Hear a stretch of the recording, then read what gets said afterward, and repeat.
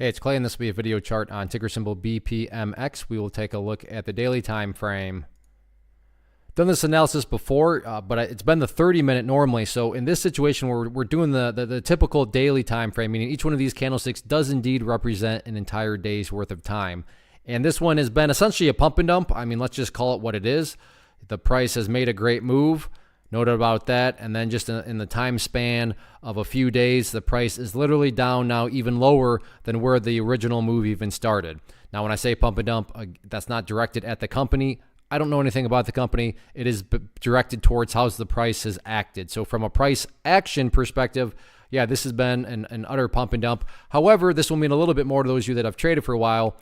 If you have traded for a while, then I'm sure you realize that after these pump and dump type price actions, it can produce some pretty interesting snapback bounces or dead cat bounces, whatever you want to call them. Now, does that mean this is for sure going to happen?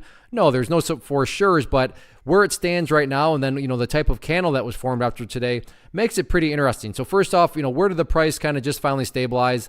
And that's right down there at the 8-cent mark, which if you take a quick trip down memory lane, you can see there's quite a bit of history of it acting as support right there.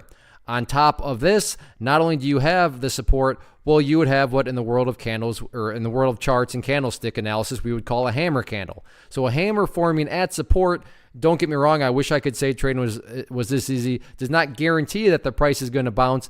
But is it at least logical to question? Is it at least rational to think or to throw out there and make a proposal that, yeah, maybe this is some sort of bottom and there's going to be some sort of, I'm not going to use the word reversal, but even the dead cat bounce could, add up to some, a decent sized trade. So we'll see if that transpires or not. But definitely, if this is any sort of chance of it being some, having the opportunity to bounce back upwards, well, then kind of by default, it needs to stay above 8 cents, because if it doesn't fall or stay above 8 cents, well, then that would just imply that it's, gone to new lows, right? So, and that's why I love charts. When you look at them certain ways, they kind of insult your intelligence. So yes, if this is some sort of bottom, well then by definition, 8 cents needs to remain, that key level of support. In the event that price does start to bounce, that initial area to keep an eye on is going to be that purple line right there. That is the 50-day simple moving average right now, valued up there at 11 cents. So we'll see, first off, if the price can bounce, and then second, if it gets up around that 11-cent mark, how does the price react, and, whether or not the price can push through it or not. But all in all, interesting setup going forward. We'll see what happens with it.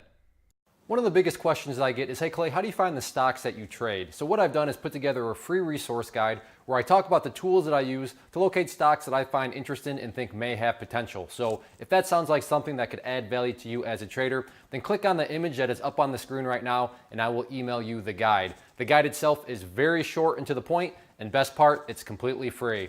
Thanks for watching the video. Let me know if you have any questions.